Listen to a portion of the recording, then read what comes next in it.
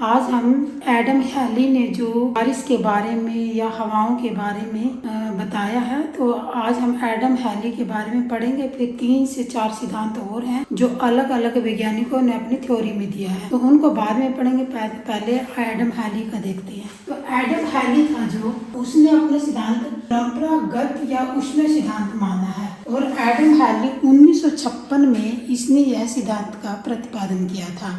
Adam heli ने, question यहीं से बनता है, अगर कोई पूछे ना कि भाई परंपरागत या उष्ण सिद्धांत किसका है, तो आप बताएंगे एडम हैली का। कौन से सन में? 1956 ईस्वी में। ठीक है। इसके बाद उसने क्या बताया? मानसून भूमि और समुद्र के अलग अलग तापन का परिणाम है। एक तो भूमि हवा है, एक है समुद्री हवा। मान लीजिए ये हमारी जो यहाँ पर है, यह हमारे बंगाल की खाड़ी है, ठीक है ना, और इधर हमारा अरब सागर है, ये अरब सागर हुआ, ठीक है। ये इधर पानी है, इधर भी पानी है। तो एक तो भूमि हवा, उसने कहा एक तो ये अंदर तो भूमि है, इधर पानी है, इधर पानी है। एक कहा उन्होंने एक समुद्री हवा, इधर समुद्र है, इधर भूमि है। तो उसने क्या कहा?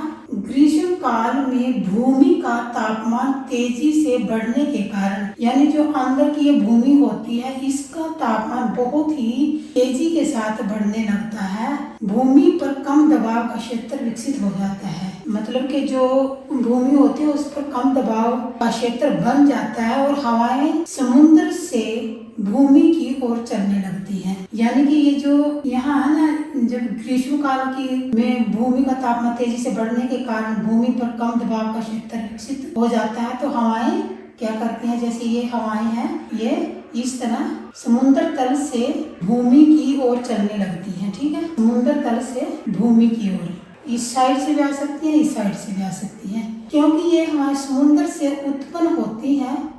ये हवाएं जो होती हैं, जो समुद्री हवाएं होती हैं, इस समुद्र से ही उत्पन्न होती है, इसलिए ये आर्द्र होती हैं। इसके भारतीय उपमहाद्वीप पर बहुत भारी वर्षा का कारण ये समुद्री हवाएं ही करती हैं। ठीक है, ये ग्रीष्म काल में होता है। अब शीत ऋतु के दौरान, अब ये तो पानी की इधर चलने वाली हवाएं हैं। अब शीत ऋतु में क्या होता है? जब जाड़े हमारे स्टार्ट होते हैं, तो उसमें क्या होता है? शीत ऋतु के दौरान भूमि तेजी से ठंडा होने के कारण समुद्र के ऊपर कम दबाव क्षेत्र विकसित हो जाता है, और हवाएं भूमि से समुद्र की ओर चलने लगती हैं। यानी फिर क्या होगा? शीत ऋतु में ये जो हमारी भूमि है, भूमि से ये हवाएं ऐसे समुद्र की तरफ जाने लगेंगी। ठीक है, ये इधर आने लगेंगे ऐसे। ठीक है, जब ये हवाएं सतह से उत्पन्न होती हैं, इसलिए इसमें नमी की मात्रा कम हो जाती है, इसलिए शुष्क होती है, और सर्दियों में वर्षा नहीं होती है। तो इस प्रकार ये सिद्धांत दिया था एडम हैली ने सन 1956 में, और इसके बाद कई और सिद्धांत हैं जो अलग अलग वैज्ञानिकों ने दिए हैं, तो उनको हम अगली वीडियो में बताएंगे। तब तक के लिए जय हिंद, जय भारत।